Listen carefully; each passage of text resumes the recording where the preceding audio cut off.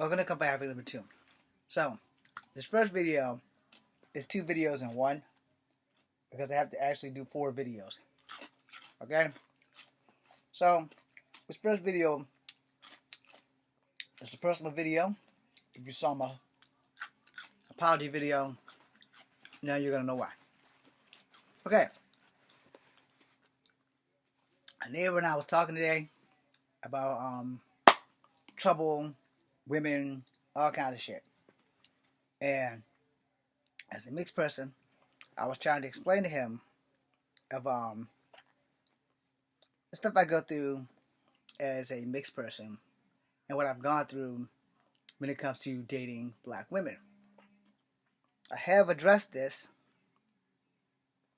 at least once. Sorry, I'm trying to get this damn thing to function. I have addressed this at least once, maybe more than once, on this thing about how mixed people don't really have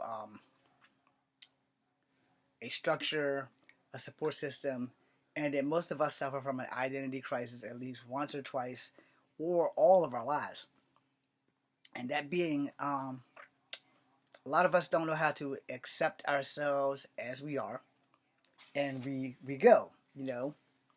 Like, for instance, my government name being James Williams Jr. hasn't gotten me any acting work.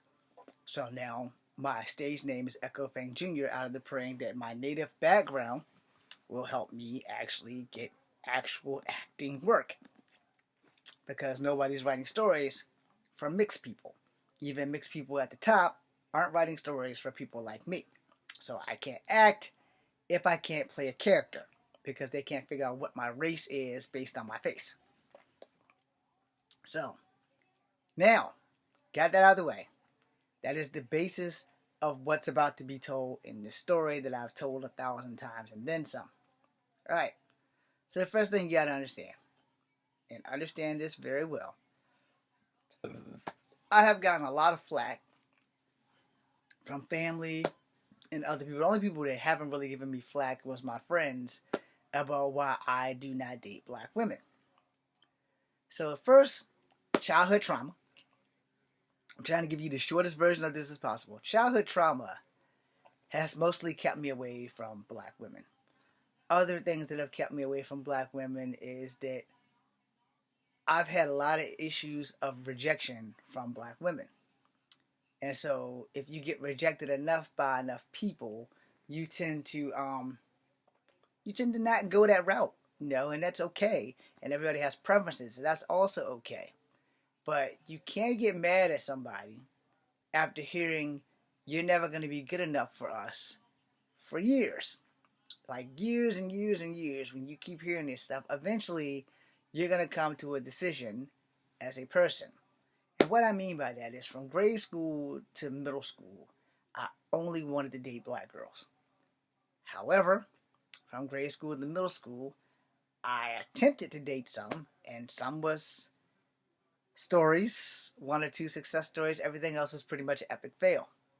But as I got older, I got told by young black girls at school, you will never be black enough.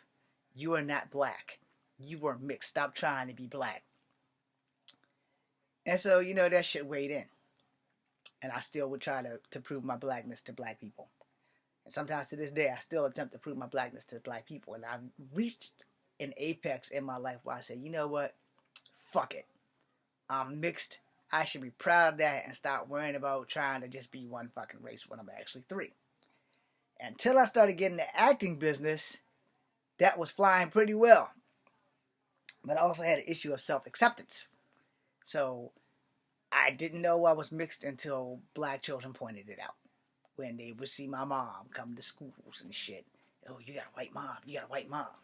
And like I said, I've addressed this 1,000 fucking times. And I'm probably going to piss everybody off with this. And that's fine. It's okay if you're mad at me because I can't invalidate your feelings. I can only let you know that you have a valid reason for being mad at me. But you can't let my life experience be any less validated than yours. You know? And when you're a little half-breed kid, and they keep telling you that you're a half-breed kid, we don't want nothing to do with you. And then you got the white people saying the same shit as the black people, because we don't trust you, because you're going to go tell all those H people our secrets. And then the white kids were saying, we don't trust you because you're going to tell all those in people our secrets. And then when I found out I was Native, I had no rock to stand on. Yeah, and then when they found out I was Native, I had no rock to stand on. And there wasn't a lot of Native Americans in Charlottesville, if any. None were in my school. So, the bottom line is this. I stopped dating black chicks because they kept telling me that I wasn't worthy of them. It came to a head when I was 14, and my 14-year-old girlfriend decided that she wasn't going to tell me about her 23-year-old boyfriend until he pulled up on us with a handgun. After that day, I swore off black women.